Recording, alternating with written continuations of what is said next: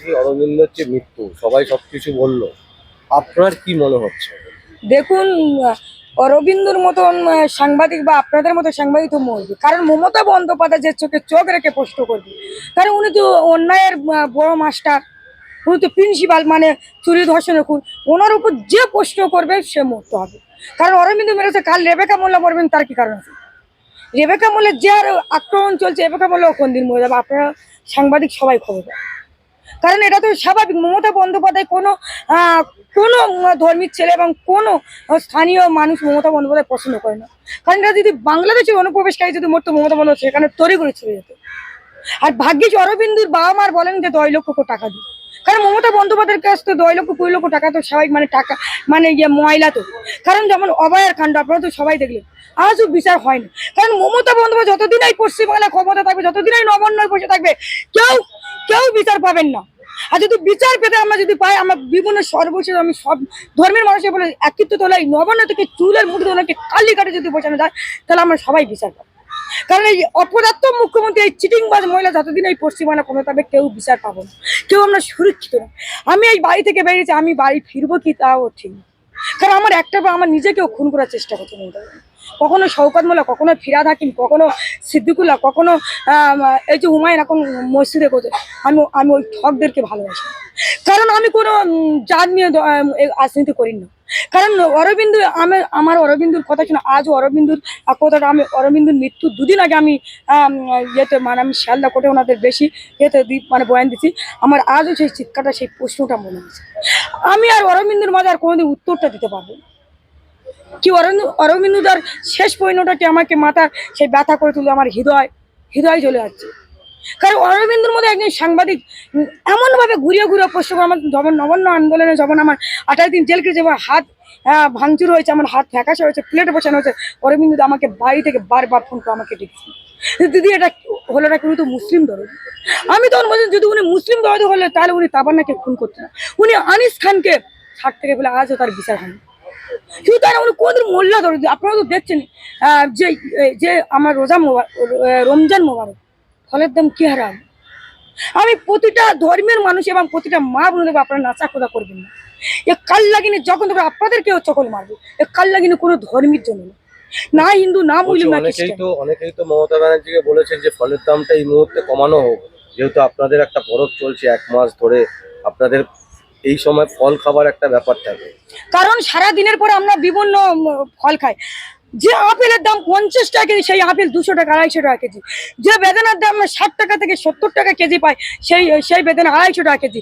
যে খেজুর 60 টাকা কেজি পাই, সেই খেজুর 250। তাহলে আমরা কি খাবো? আর খাই লক্ষ্মী বানাদের নাচা কোথা করতে। আরে তোমার ঘরের লক্ষ্মীটা কি সুরক্ষিত আছে? মমতা বন্দ্যোপাধ্যায় কোন দিন লিখে দেবে বলে দুয়ারে দুয়ারে ধর্ষণ? মমতা বন্দ্যোপাধ্যায় স্বাভাবিক, যেমন দুয়ারে সরকার, দুয়ারে ধর্ষণ হবে। 26 একটা পদ্য মনে উঠেছে আমার, তাহলে পরিবর্তন এনেছিলাম মিলবে বলে কাজ। তুমি বললেন পাড়ার মোড়ে চপ শিয়ারা ভাস, বলেছিলেন শিলপরে জোয়ার আনবে তুমি বঙ্গে, আর সিঙ্গুর গেল নন্দীগ্রাম শালবন তার সঙ্গে। বাম আমলে বাংলা নাকি জাহান নামের পথে, আর উল্টে দিলে পাল্টে যাবে রাখবে দুধে ভাতে। রাজ্য জুড়ে উন্নয়নের আসবে আরো গতি, সেই আশাতেই পরিবর্তন আসছে তোমার প্রতি। সততার প্রতীক তুমি, জানতো দেশের লোক, আর লীল সাদা আর দুর্নীতি এমনই সমর্থক। সাদা চোখে চেয়ে দেখি 14 বছর পরে, আর শাবক জলে বেড়ে গেছে বনে জলে তোরে।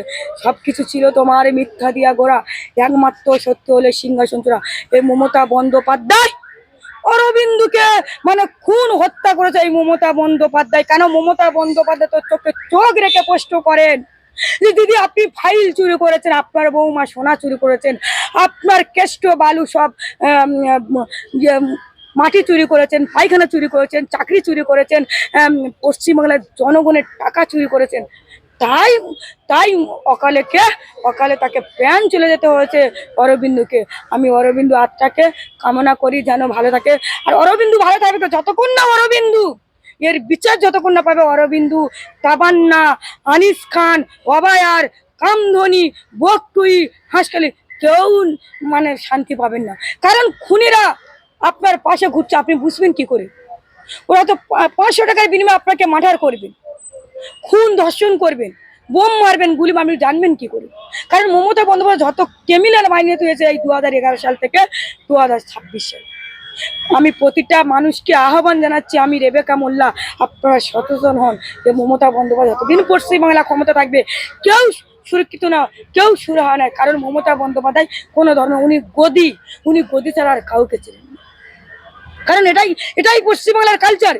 গোটা ভারতবর্ষ লজ্জা, গোটা পশ্চিমবাংলা লজ্জা মমতা বন্দ্যোপাধ্যায়। একজন সাংবাদিক মরে গেছে, আপনাকে যা সেখানে উচিত ছিল, কারণ যেতে পারবেন না তো। কারণ এটাই পুরো যদি দেখা যায়, এটা মমতা বন্দ্যোপাধ্যায়ের পুরো প্ল্যান এবং চক্রান্ত, এবং মমতা বন্দ্যোপাধ্যায় পুরোপুরি পরিকল্পিত করেছে যে এই অরবিন্দুদার মতো সাংবাদিক যদি থাকে তাহলে তো আমি আর গদিই থাকতে পারবো। আমি যা অন্যায় করতে, যা দুর্নীতি, যা খুন, যা ধর্ষণ, যা মার্ডার, তাহলে তো আমি আর এগুলো করতে পারবো না। তাই অরবিন্দুকে কিভাবে মুখ বন্ধ করতে হলে দুনিয়া থেকে তাকে মুখ বন্ধ। আমি সেই প্রশাসনকে বলতে চাই, আপনি মমতার যদি দালাল হয়ে থাকে তাহলে এটাই ভুল করছে। কিন্তু অরবিন্দু মানুষের দালাল ছিল, অরবিন্দু মানুষের পাশে থাকতো।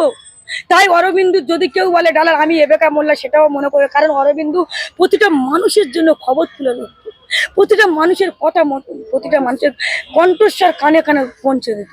আর মমতা বন্দ্যোপাধ্যায় সেই প্রশাসনগুলো, সেই চটি চাটা, সেই অযোগ্য প্রশাসনগুলো, সে মমতা বন্দ্যোপাধ্যায় সেটা আচ্ছা 26-এ থাকবেন তো, মমতার দালালি হিসাবে কাজ করবেন তো। এই দালাল বন্ধ করুন। আপনি বললেন আমি সংখ্যালঘু দরদি, যারে ইফতারের দাম, যারে ফল পাকড়ের দাম। আপনি লক্ষ্মীর ভান্ডারে মাথা কিনে নিয়েছেন। লক্ষ্মীর ভান্ডার আপনার দিতে হবে না, আপনার বাবা কেলকের টাকা নাই, আপনার জনগণের ট্যাক্সের টাকা, এই ধর্মতলার প্রেস ক্লাবের ট্যাক্সের টাকা মমতা বন্দ্যোপাধ্যায় নবান্নে বসে, সেই টাকায় আপনি নাচা কোদা করতে এসি রুমে, আর সাধারণ জনগণ মাঠে ঘাটে হাহাকার করছে।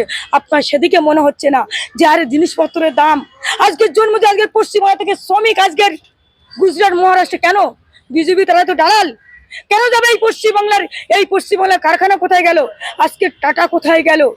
আপনি কিচ্ছু করতে পারলেন, টাটা বাই বাই।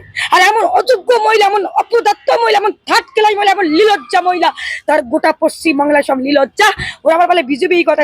আরে তাহলে বিজেপি যদি নগর, আমি রেবেকা মোল্লা একটা পয়েন্ট করতে চাই, তাহলে এই পশ্চিমবাংলায় থেকে তাহলে পরিযায়ী শ্রমিক কেন যায়? আবার বেকার ভাতা দিচ্ছে। ধিক্কার জানাই মমতা বন্দ্যোপাধ্যায়, ধিক্কার জানাই অভিষেক বন্দ্যোপাধ্যায়। বড় বড় কথা মঞ্চে উঠে আমি গোলায় ফাঁসি নেবো, উনি জান ক্ষুদিরাম। তাহলে তুমি যে এত দুর্নীতি করেছেন, তাইলে তুমি না এই বাঙালির মা বাপ, তাহলে বাঙালির মেয়ে তুমি পেলেন না, তুমি থাইল্যান্ড থেকে সেই অপদার্থ মহিলা এনে বিয়ে করে সোনা চুরি করে নিয়ে পালাল। ধিক্কার জানাই তাদেরকে। আজকের এত বড় বড় কথা, একটা সাংবাদিককে তার বিনা কারণে, বিনা যেহেতু অপচারে তাকে দুনিয়ায় থেকে বিদায় নিতে হচ্ছে কেন? এই পরিণ আছে মমতা বন্দ্যোপাধ্যায়কে। আমি রেবেকা মোল্লা প্রেস ক্লাব থেকে বলছি, যদি মমতা বন্দ্যোপাধ্যায় যদি আমাকে যদি খুন করে, তবে রেবেকা খুন হয়ে মারবো। কিন্তু এই কয়লাচোর চাকরি চোরদের একটা ভোট দেবো না রেবেকা, এটা চ্যালেঞ্জ ঠুকে বলে দিলাম। এই কয়লাচোর চাকরি চোর ধর্ষণকারী, যে নারীর নিরাপত্তা দিতে পারে না, যে নারীর সুরক্ষিত দিতে পারে না, আমার মনে হয় উনি নারী না, উনি একজন দানবিক মহিলা, উনি একজন নারকতা, উনি একজন গণ্ড।